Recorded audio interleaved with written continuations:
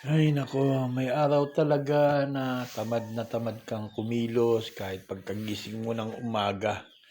Talagang tatamarin ka, papasok na naman sa trabaho, pero tamad na tamad ang katawan. Gusto pa magpahinga, pero dapat nating gawin ang ating trabaho.